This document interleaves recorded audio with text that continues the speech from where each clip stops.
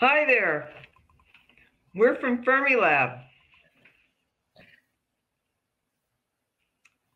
Today we're going to be sharing information on how you can reduce global warming by worming your way into composting. I'm Sue Steyer, and with me is I'm Dee Huey, and we're both education facilitators at Fermilab, and Sue is also a master naturalist. Please use the Twitter hashtag that is scrolling on the screen to ask and answer questions. I will present the questions, and Sue will address as many as time permits. Feel free to email us any questions which you are not able to get to during the presentation to mhix@fnal.gov. Now let's begin our presentation. All right, thanks, Dee. Today we're going to talk about the problem of food waste and what we can do to reduce it. Information from this presentation will be available next week on the Fermi website shown next to my name. That's ed.fnal.gov if you would like to review it. So let's start with me asking you some questions. So you're going to need to use the Twitter to answer these questions. Can we have the first slide, please?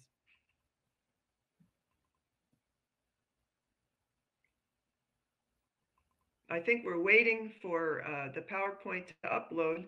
So while we're waiting, I can tell you that no, we don't do worm research at Fermilab, but we are a national environmental research park, and we do a lot of environmental research, and we do have researchers come on site from universities and conduct their own research. Our main areas are prairies, woodlands, and wetlands, plus we have about 6 or 7 other ecosystems, and those are used for research. Okay, well, I can talk some more about, and this is the part of Fermilab you probably don't know much about. You can see in Dee's background, we have about 6,800 acres of land, and we have about 1,000 of that in restored prairies. So the area was once farmland, and when our first director, Robert Wilson, became in charge, he decided he wanted to put prairie in there. So that's how we got to be a National Environmental Research Park. So I'm going to start this by me asking you some questions. So we're going to need the Twitter hashtag for people to answer. So can I have the next slide, please? So, it has the answer on it. Oh, well, I guess I won't be asking you questions. I'm just going to tell you all about the problem of food waste. So, about 33% of all food produced in the world is wasted, and almost all of that ends up in landfills. Next slide. So, food waste takes up more space than anything else in landfills. It takes up about 21% of the space in landfills. Next.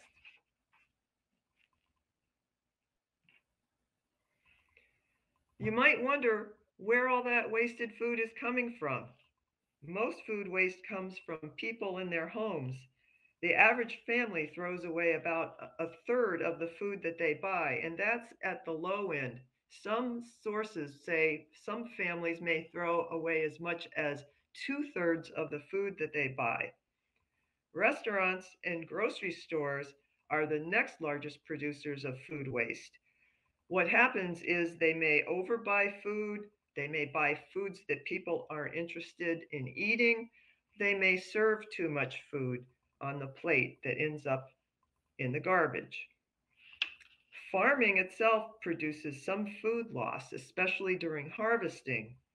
And finally, some food loss occurs when food is processed. Next. So there is all this space in landfills, But food waste is a problem for more than just the space it takes up. We waste other resources when we waste food. $218 billion worth of waste. That's half of the recommended calories a person needs are wasted each day. Water, farmland, and fertilizer that was used to grow wasted food is lost. And on top of all that, it produces greenhouse gases. Next. Wasted food produces methane, a greenhouse gas that traps heat from the sun, warming the earth and causing many effects that we call climate change. Methane contributes more to climate change over a shorter period of time than the more prevalent carbon dioxide. And if we could reduce methane in our atmosphere, we would do a lot to slow down climate change. Next. This is what we can do now to reduce food waste. This diagram for orientation, the higher up on the diagram, the more effective the activity is. And we have 4 arrows pointing to things that you can easily do at home. Most effective would be for us to buy less food and to use leftovers. For restaurants, it could mean modifying menus and knowing what customers want to eat. Another way would be to donate extra food to food banks. So feed the hungry people. A third method would be to feed animals with the wasted food. Some towns have programs where food scraps are collected for farmers to feed their animals. You could feed your pets food, the leftover food, but you should check with your vet before feeding any of that to make sure that it's okay for them. And finally, today, we're going to talk about another way to reduce food waste in landfills that you can do at home, and that's composting. Next. Composting is a way of recycling kitchen scraps such as banana peels or other food that would be thrown out to make food for plants. Compost also improves the soil. It's used as a fertilizer. It isn't new. Up until the 20th century, there wasn't any fertilizer, and people used compost to fertilize their gardens and fields. So we're going to show you one way you can compost, so turning food scraps into food for your plants, and have some fun too.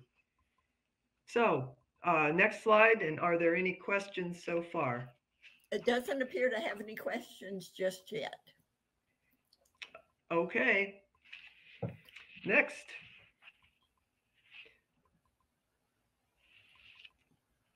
We're going to talk about composting with red wriggler worms. Red wrigglers are native to Europe. They're great for worm composting because they can live inside a container and are easy to care for. They are surface feeders, unlike the earthworms outside. These live in the top few inches of soil, so you don't need to create a deep habitat for them. They process large amounts of food, eating about half of their body weight in a day. So you might be thinking, that worm is pretty small. Half of its body weight isn't very much. But you'll be using a lot more than one worm. We'll talk about that in a minute.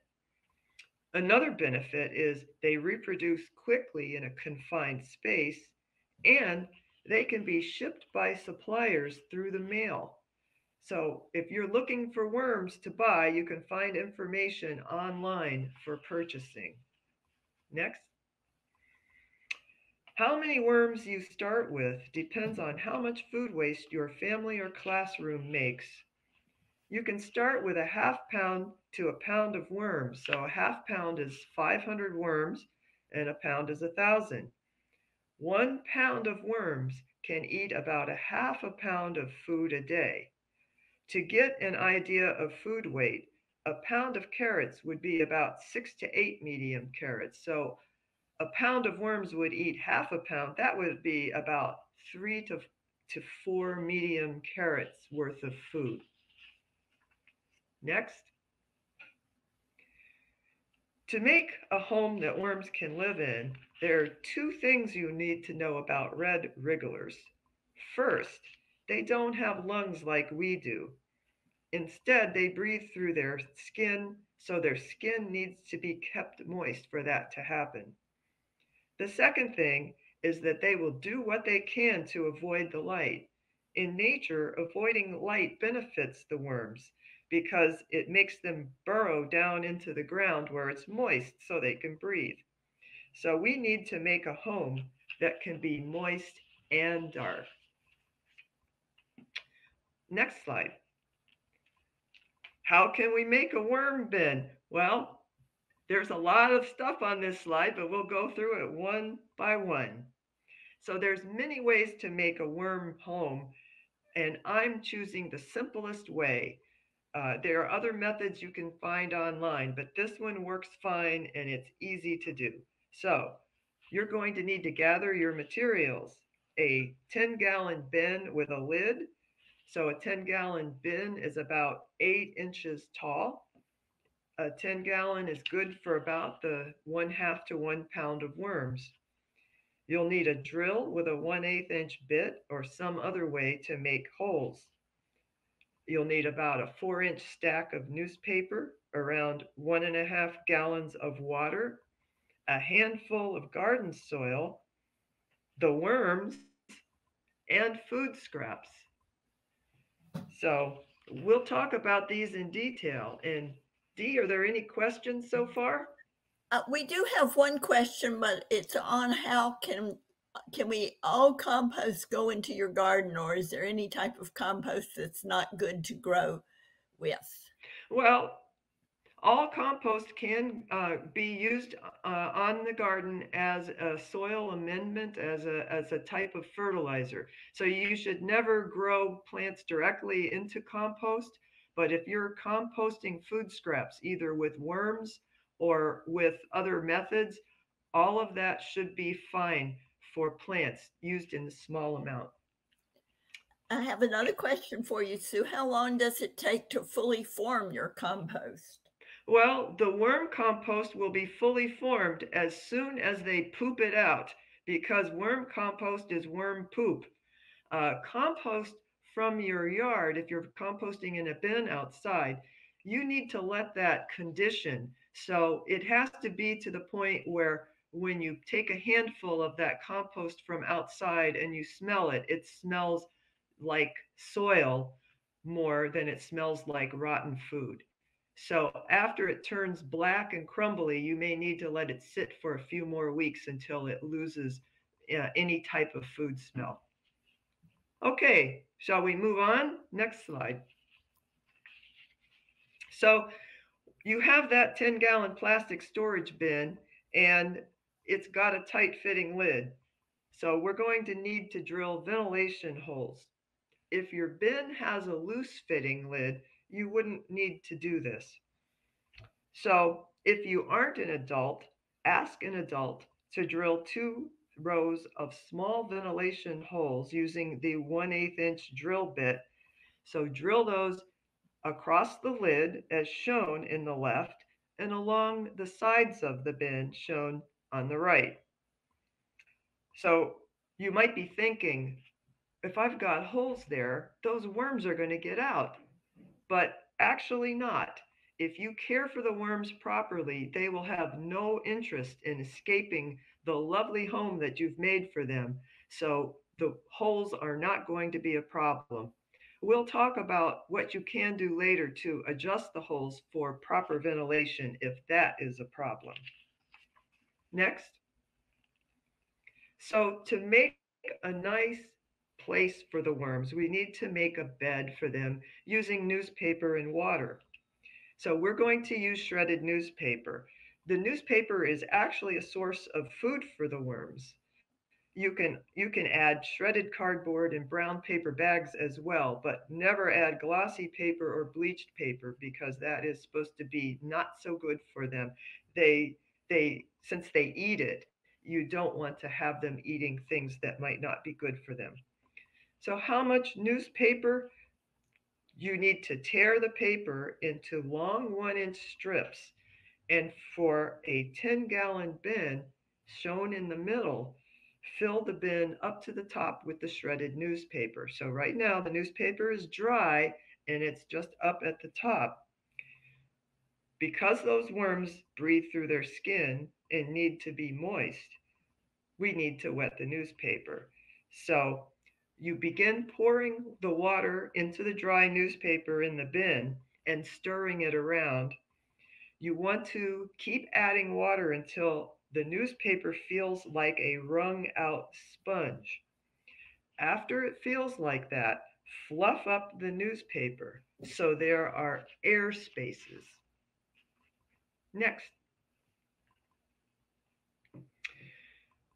Now you're going to add the handful of soil from your garden or yard to the bin.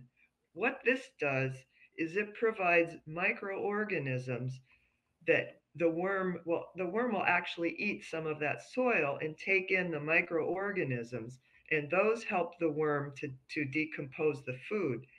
Also, the soil contains grit and pieces of little hard bits of soil, and that grit also helps the worms to break the food into smaller pieces. Next. All right, are there any questions that have come up?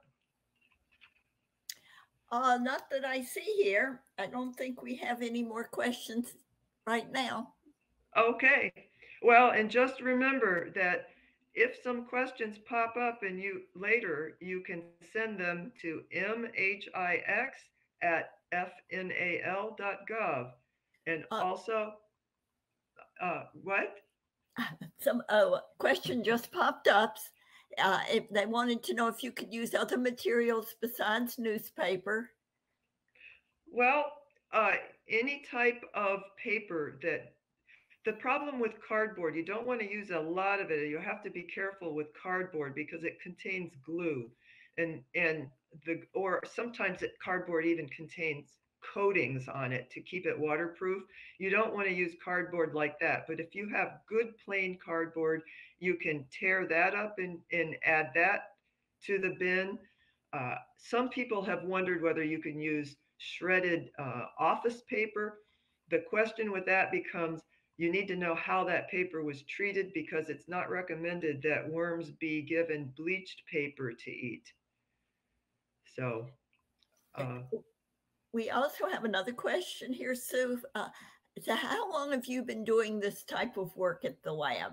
well, this is not the type of work that's done at the lab. I'm part of the Fermilab Natural Areas group, and we work with ecology in the lab. This is a volunteer position. I'm also a education facilitator, and we're involved in educating the public about the outdoors, as well as the physics that's done at Fermilab. So that's I guess I've been doing this for 5, 6, 10 years. It's fun. We also have a sustainability club at Fermilab and a garden club, both of which do composting. Again, these are volunteer type things or things people are interested in. But I do have another question for you, Sue. How did you get interested in worms? Oh, because of the problem of food waste. And I think I grew up, my family always composted, but we composted to reduce the garbage and the garbage would smell. And so if we composted, we didn't have to pay to put that you we had pay by the bag, so we reduced our cost. We didn't have smell, and then we realized we have some great stuff for our garden plants. So I've been composting for a long time since I was a little kid, and I got interested in worms just when I heard that you could compost with worms as well. And to me, they're a little more work than composting outdoors because you have to treat them like pets. and you have to care for them. Whereas if you're composting in a bin or pile outside, you just put the material in there and let it sit. So I guess that answers that. So let's go to the next slide, please. Okay, so the bin is all ready for the worms and it's time to add them. So what you do is spread your worms over the top of the newspaper and they should begin to go down into the newspaper. Now, if you purchased your worms and they came in the mail, they might be a little bit agitated from a few days of traveling in, across the country. So one thing to do is to shine a light down into the bin to force them to go down. Otherwise, they're confused from their travels and they begin to wander all over and they might even go outside of the bin and they'll go outside of the holes. So that's something to just be aware of. And over the next week, you need to keep an eye on the newspaper, make sure it's the right moisture content, make sure the worms are settling in, and you will be feeding them, and I'll tell you about that in a moment. So they should begin to settle down. You want to keep the worm bin in a warm spot out of direct sunlight. So these worms are comfortable at the same temperature you are, so that's somewhere between 65 and 75 degrees Fahrenheit. But they can tolerate a much wider range, say from about 40 to well into the 80s Fahrenheit. But that's not necessarily their optimum temperature. You might be thinking, oh, if I get worms, I'll just keep them in my basement. But if you have a cold basement, that really won't work because worms are cold blooded. And if they're in a 45 or 50-degree basement, they really aren't going to be eating much or moving much. So your food will not become compost. Next slide. So, what do I feed the worms? So, your worms will eat a variety of foods, including fruits and vegetable peels, pasta, rice, bread, coffee grounds, etc., etc. Pretty much whatever you eat, except not junk food. They really don't like candy bars and things like that. If you look at the foods that are listed on the never feed list on the slide, they are there because they're smelly, and that would be the onions and garlic, hot peppers, citrus fruits. Some people would add cabbage and Brussels sprouts and things like that to the never feed list because of their smell. Uh, they're smelly. Some of these may attract fruit flies, which you don't want to be raising worms and fruit flies at the same time. That would be mainly your citrus fruits, and you have to be careful with banana peels because banana peels often come from the store with fruit fly, to say that, fruit fly eggs already in them. So you've just introduced them to your worm bin. Salty or oily foods are actually physically harmful to the worms, and you would never add things like bones because they can't break those down. Remember that a pound of worms eats about a half a pound of food per day. If your family is generating much more food than that, food waste than that, you might want to keep a plastic container in your refrigerator to hold the scraps or even freeze some of the scraps.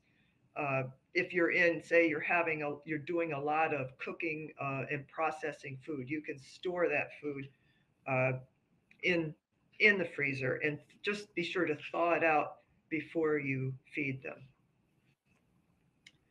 Okay, next slide, please. So now I'm going to talk about how you feed the worms. So you can see the picture on the left shows food needs to be chopped into small pieces. This is to generate a lot of surface area so that the worms can get at the food and they can eat it before the food begins to rot in the bin. So what you do is you take the chopped up food, and then shown on the right, the food is being buried about 3 to 4 inches under the newspaper. So we do this to keep the worms down in the bottom, to keep fruit flies away because they like to move in with the worms, and to keep the food covered so it doesn't smell. You should check every day or every few days to see how fast the worms are eating their food. Only add food when they have eaten what you've given them. So you don't want to just add food and add food. You want to be paying attention to them and making sure they're eating. So don't worry if you're underfeeding them. They can go for even some say up to 4 weeks without feeding. I've never done that, but certainly 2 weeks.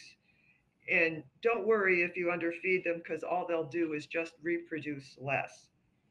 And they'll adjust to the lesser amount of food. But overfeeding them isn't going to make them reproduce any faster. And all you'll end up with is rotten food at the bottom of your bin. Next slide. So you've been doing great by keeping the food out of landfills, so methane has been reduced. And now you get to reap the benefits of your hard work. So after a couple of months, you will notice a buildup of castings or worm poop on the bottom of the bin. This is what you want to get. This is your black gold.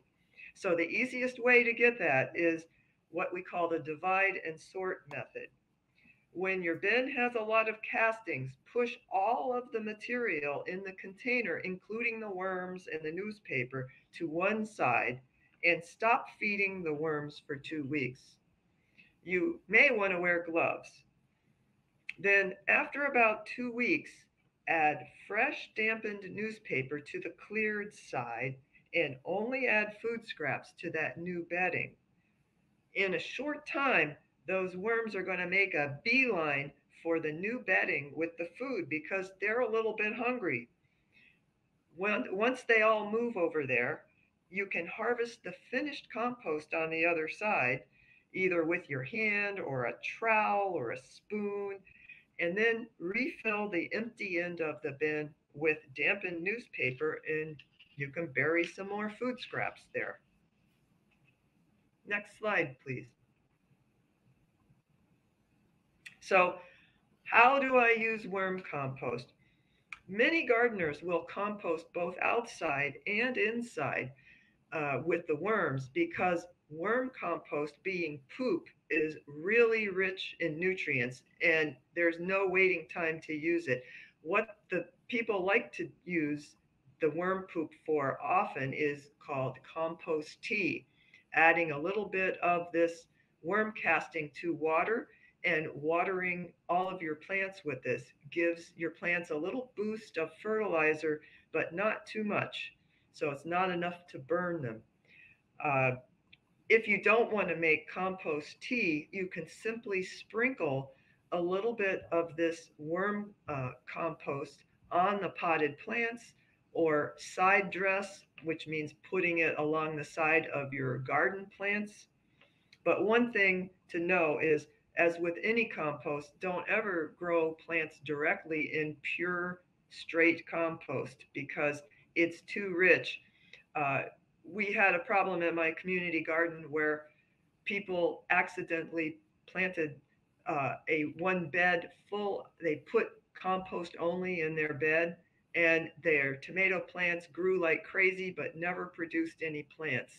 So what happens is something like that with plain compost from the ground. The plants will grow, but they'll never fruit. Worm compost is even worse. The plants may actually burn because the compost is so rich. Next slide. So there are some problems to look for, but hopefully you'll catch these before you have a major problem. So the only time worms will die or try to escape is when the conditions are so bad in the bin that they are looking to save themselves by moving somewhere else. So this could be the worms would be starving, or they're too hot or too cold, or the bedding is too wet or too dry. But before you get to the point where the worms are going to be evacuating or dying, you will have many signs that things are not going well. So let's go through some of those. Next slide. So, one of the first things to worry about or to be paying attention to is bad smells. So, no worm bin should have bad smells. So, you get them if you are overfeeding, and what's happening is food is beginning to rot.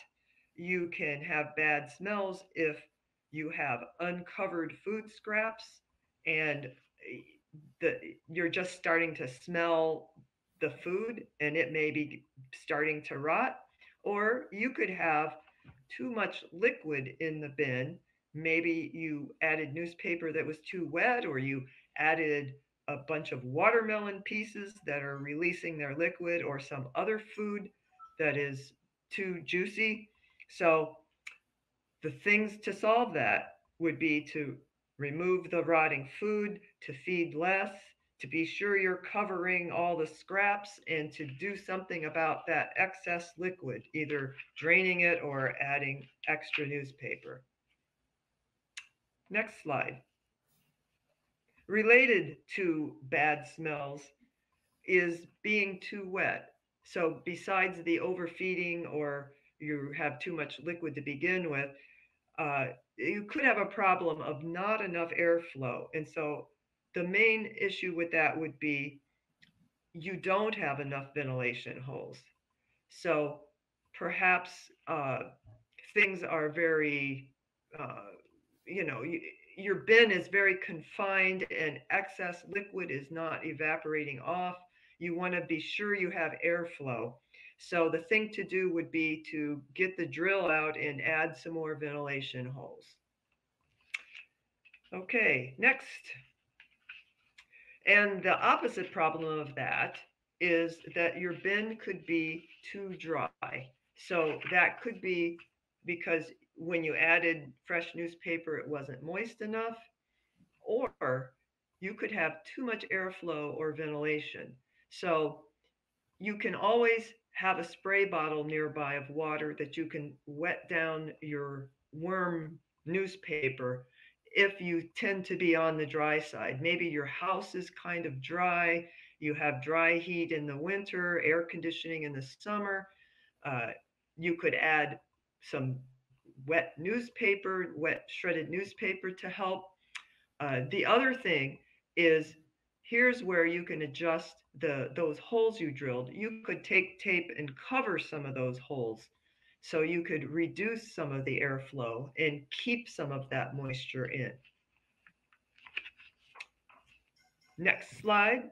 So now you're ready to be a worm farmer, creating your compost with worms and reducing food waste in landfill and reducing methane in our atmosphere. Thank you very much. And are there any questions?